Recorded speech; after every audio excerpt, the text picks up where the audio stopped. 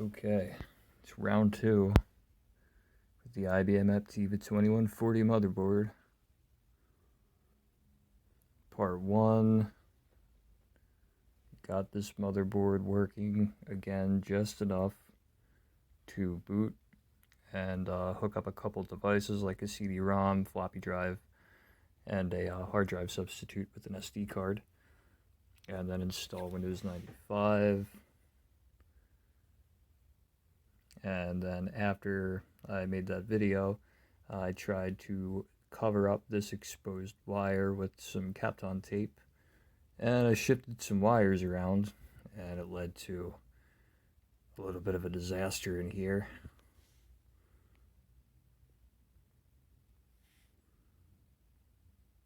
I'm fairly certain it's just this area in here causing the problem. When I covered this up in Kapton tape, I plugged it back in, and then I was getting some discoloration on the screen. White text was like magenta, so I knew there was some kind of issue with the wiring in here. The first problem I ran into was with my multimeter. I've had the same one for years, and the wire leading into my ground probe detached itself. I have some replacement nodes, but they have blunt points that are too thick for this kind of work. My fix was pretty rough. I stripped the wire of my ground probe quite a bit, jammed it back in, and taped it in place with some electric tape. It's not the best fix, but it worked well enough to be useful. With my multimeter working and a good method to properly tin up hair-thin wire, I started working on the section of the board where the traces are the most densely packed together, thinking that the issue had to be there.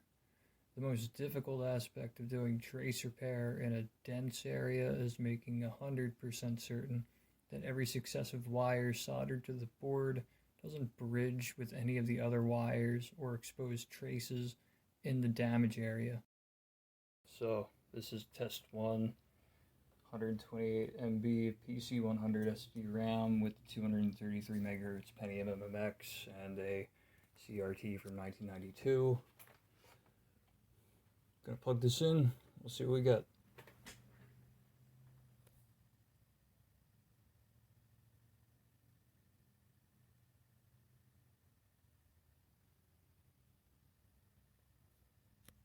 Nothing. Some of my traces were a little bit loose. I just finished touching up basically from this trace up here down to about here with some minor touch-ups on the lower half of where the traces are really dense.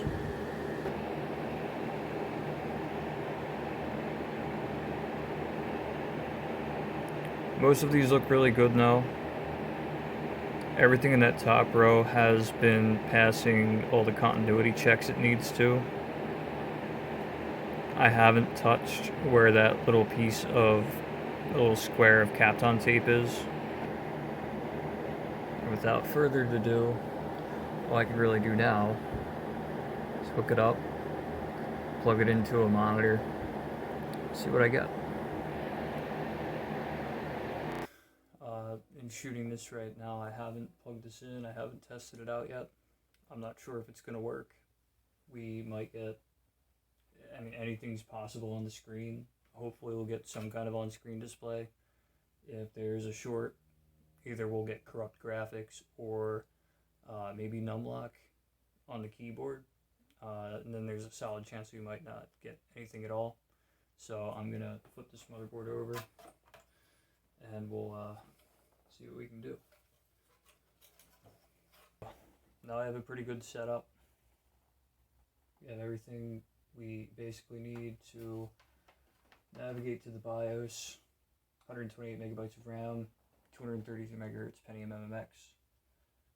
I don't know if this is actually the exact model keyboard, but it is a black IBM Aptiva keyboard from the same era.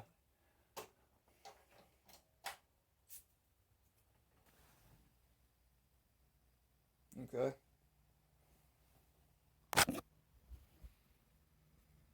So we're pretty close, but it still has artifacts on the screen. So this is more than likely going to either hang here or it'll return some kind of glitch. So we're almost there. I'm going to actually power cycle this again. And here we have some more corrupt on-screen graphics. There was a BIOS error. Some messed up on-screen graphics from the BIOS at the hardware level. So there is still something wrong in the circuit. But I'm pretty happy to see this screen right now because in reconstructing the traces a second time, I was actually at a point where I had no on-screen display. And seeing it in that shape at least tells me that we're pretty close to getting something that works. In order to strip all the enamel off, I'm going to use this cold rolled steel homemade tapping block. Not going to really move the iron. Just going to run the wire under the iron with no bead on it or anything. Twist it with my thumb a bit.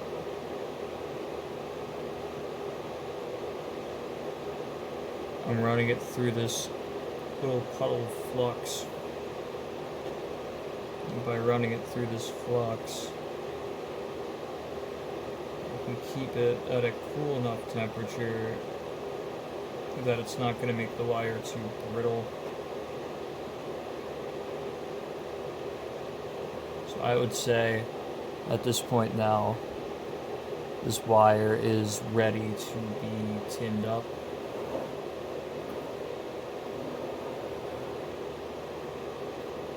Just to be certain, what I'm going to do is just run the tip of it through the iron a little bit more.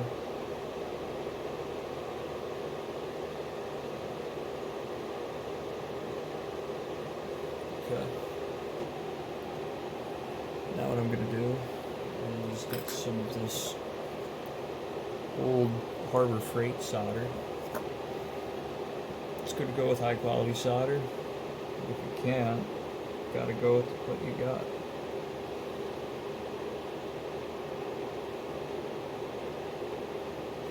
Alright, so that's a nice looking bead. And what I'm gonna do is just run the wire through the bead here.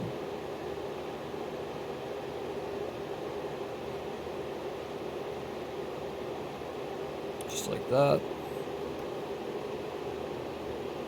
It has a nice tinned silver finish to it. As it is on such a fine scale, bridging is almost an inevitability, and it can take a good deal of patience and multimeter testing to get the ideal results you're looking for. One of the best possible ways to avoid bridging in the first place is to make sure that your wire is as straight as possible and that your iron tip is parallel in a way that it can cover its entire surface in one stroke.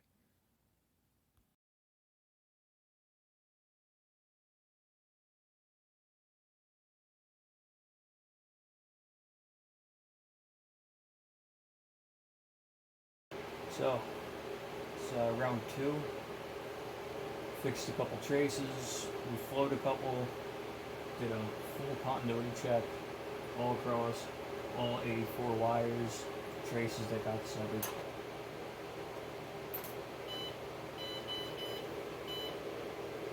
Well, got some kind of cranky motherboard beat. Let's try that again. Oh, what do you know? Wait a minute. I forgot to put RAM in. Alright, let's try it now.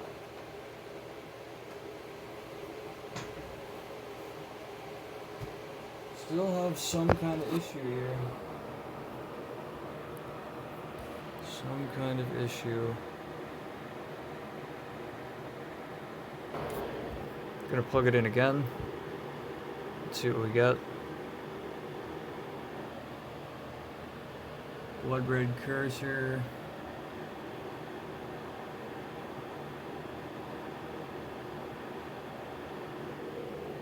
No numlock.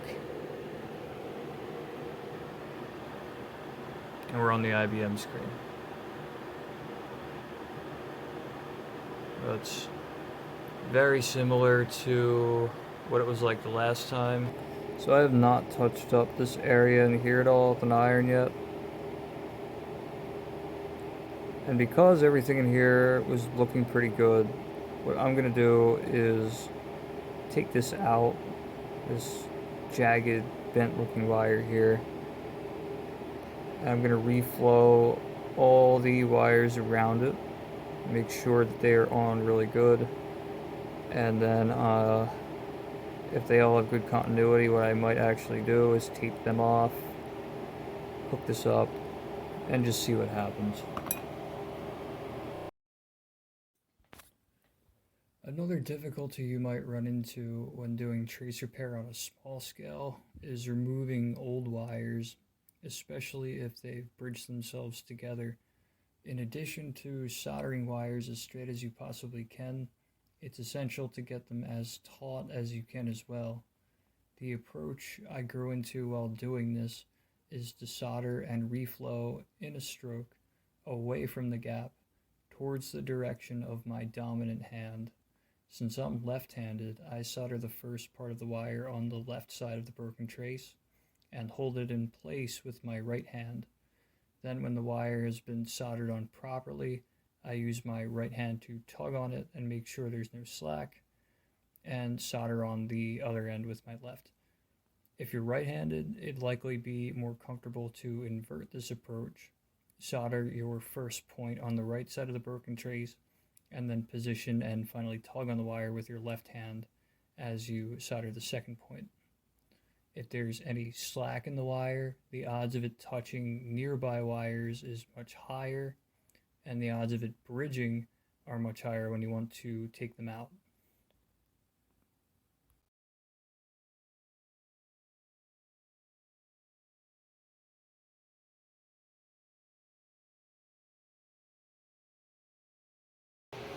It's round 3. We're going to plug it in. We're going to test it out. And we'll see if we get a full on-screen display. Maybe we won't get an on-screen display at all. There could still be a wiring problem. A little more hopeful that this is going to work. So let's get the keyboard. Let's see what we get. Okay. Still not there. So we're coming up on round 4.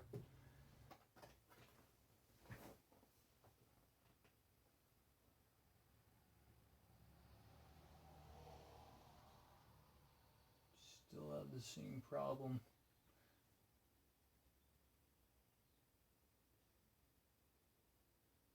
Okay, round 5. After looking under the microscope, I touched this up a little bit. Not a whole lot. I don't think this is going to work, but I just want to see if I get a different result. Don't have RAM. That's an important detail. Alright, let's see what we get.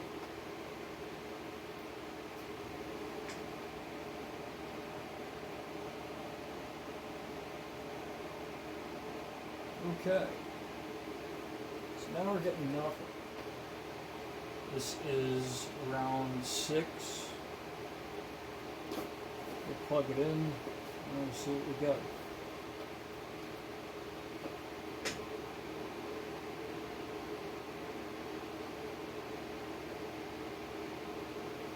Alright. So now we have some on-screen display again. Right at the end of some of the traces, there were some like wire tails that got caught on other wires and bridged them. I cleaned them up a little bit, so this will be around 7. Let's see what we get.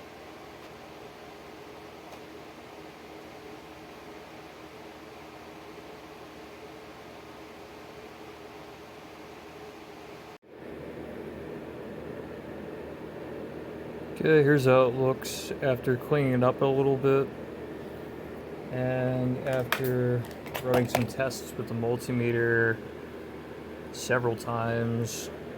Looks like there isn't a bridge in that area anymore. Looks like everything else is mostly good. Okay, so this is round 8. Touched up a lot of different points. As far as I'm aware, there aren't any bridges, but I'm going to plug it in and we'll see in a minute.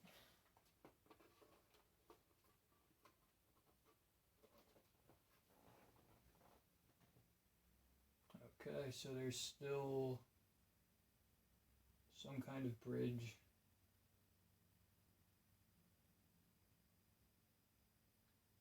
Some kind of short.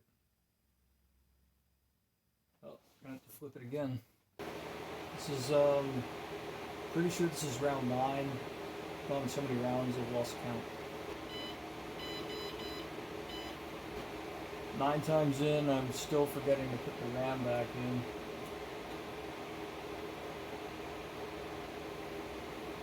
Nope.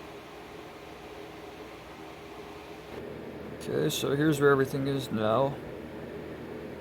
I relocated one of the wires. I had a bridge in this general area in here where that one trace goes nowhere. So I etched out a little bit of the copper in here and just moved it like so. So this is, I believe, round 10. I'm gonna plug it in. Got my RAM, got everything I need right here. Let's plug it in and see what we get.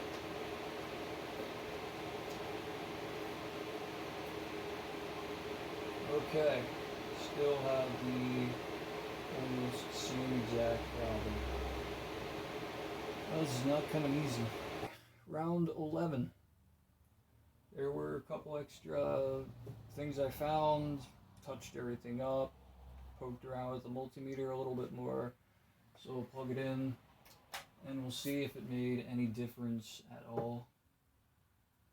Just hoping, right? Let's see what we get.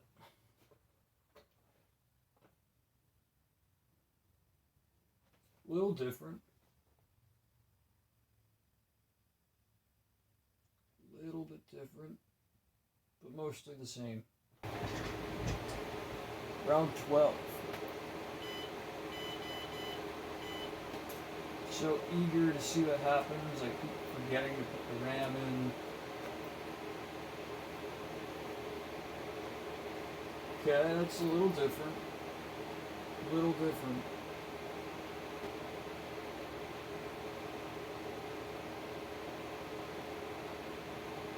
That's pretty cool. Yeah, I'll get a close-up.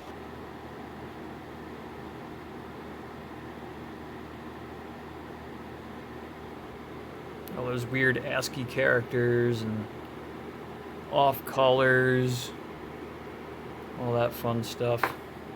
So that was round 12. Maybe 13 will be the charm. Round 13.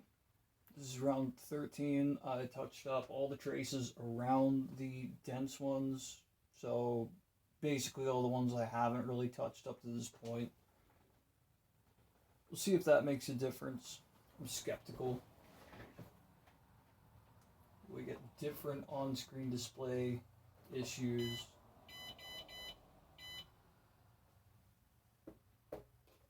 Forgot to put RAM in. This is probably like the 6th time I've done that. Alright.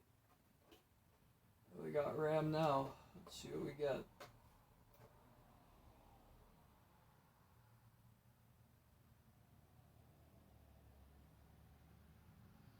Nothing.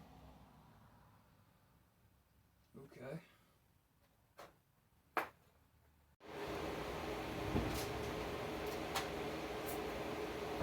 Okay, round 14. Let's see what we get.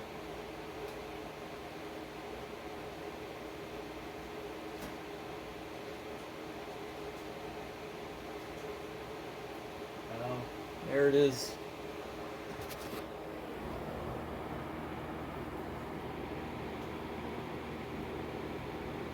There's no corrupt graphics on the screen. So I'm inclined to think I actually have a working motherboard again. Just might.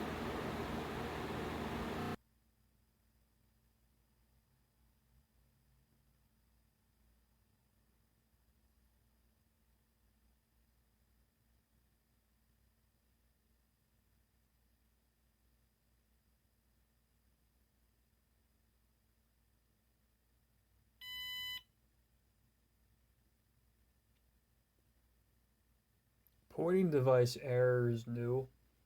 I did not have that the last time. But let's see. The keyboard works.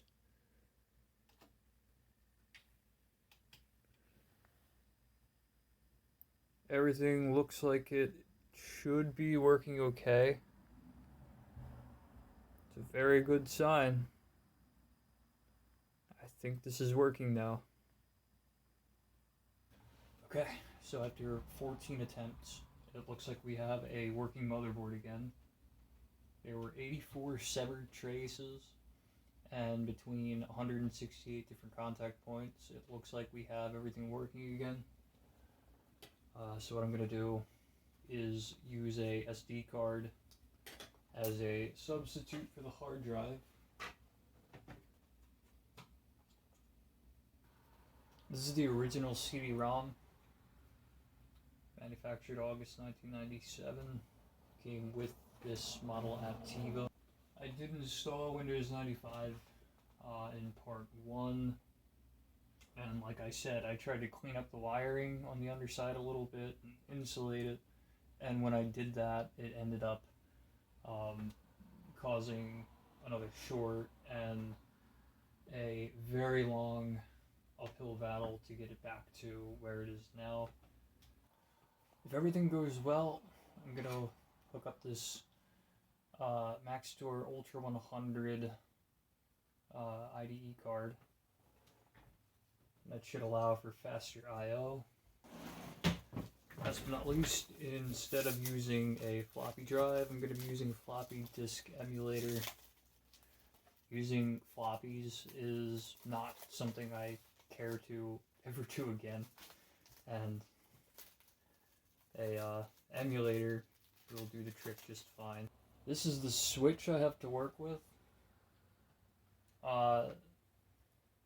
This does not look very good, and what I'm going to do is clean it all up and solder everything together.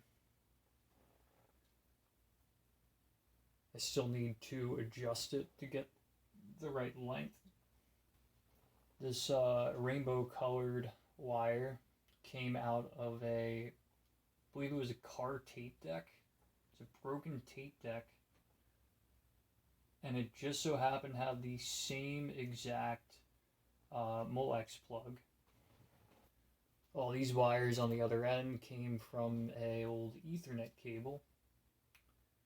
And when I wrapped them all together and started playing around with some of the wires, I ended up finding working combinations for the power, LED, and hard drive activity.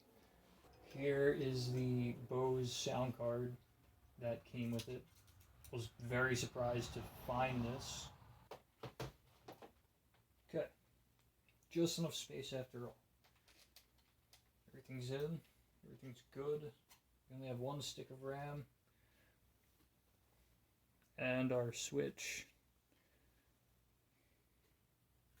To turn the computer on, we'll have to touch these wires together for now.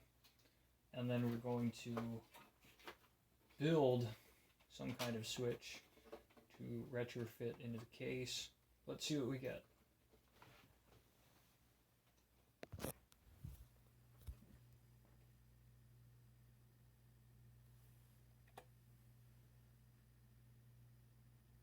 Yep, unlock. We have no system errors whatsoever.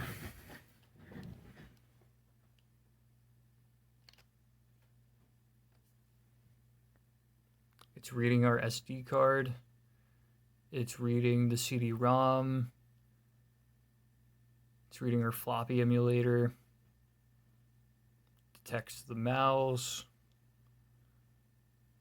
Looks like everything here is good. Gonna exit out. It should boot into Windows 95. And it does. Very good. Very good.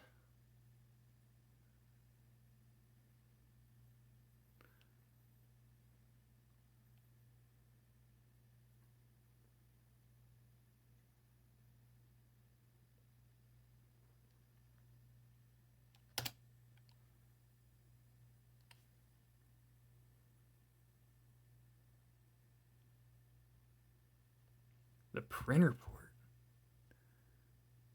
Huh. Maybe that wasn't working the last time I did the trace repair. Lo and behold, we are back.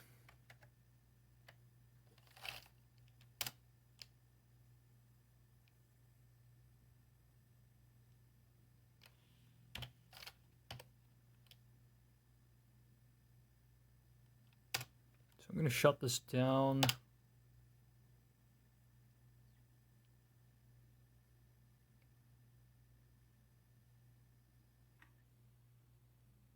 Okay, so everything booted up good. Detected the parallel port for some reason. In part 1 I installed Windows 95 and it looked like it detected everything okay, but I guess there was still some kind of short, some kind of trouble, and now it detects the parallel port. So, next, let's add some more RAM to this. Let's turn it back on.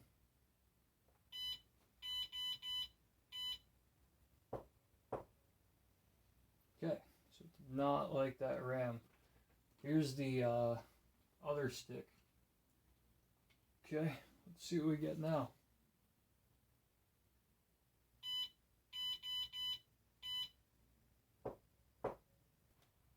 So there is a chance that these RAM slots are dirty, or our RAM isn't good. Let's use the same stick of RAM in DIMM 2. Excuse me, I believe this is DIMM 1. Let's see what we get. Will it throw a fit?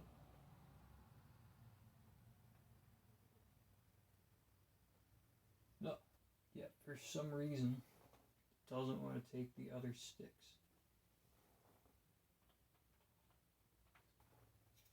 Let's try it again. Okay.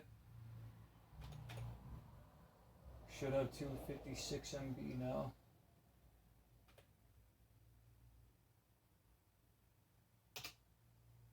There we do. 256 megabytes of RAM. So we are now at the point 2/3 to the max.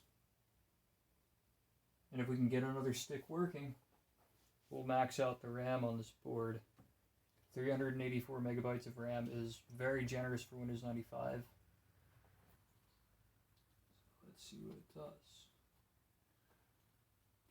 Will it work?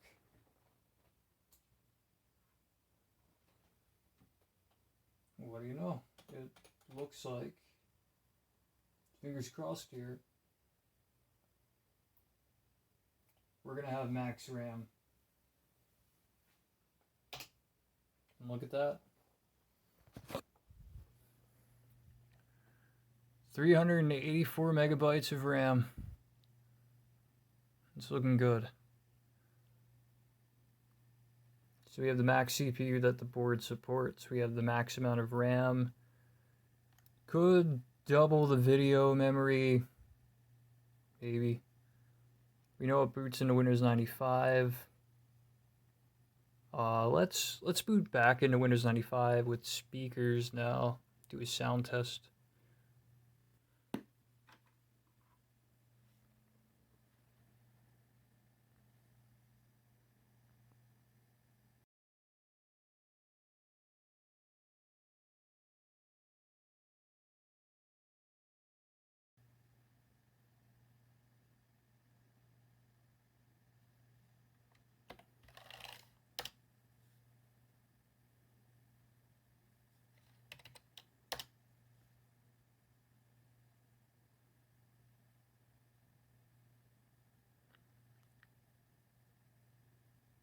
Startup on this definitely takes a minute.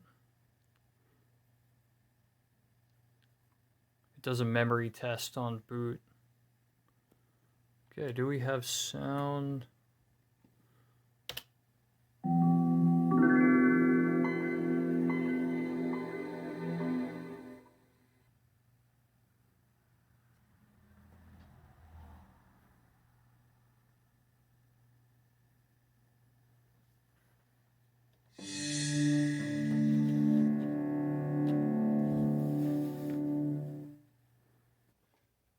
Looks like we have basically everything working.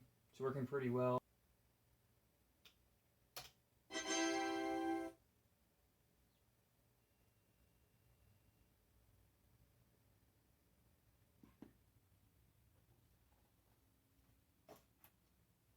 Maybe it's time to put it in the case. What do you think?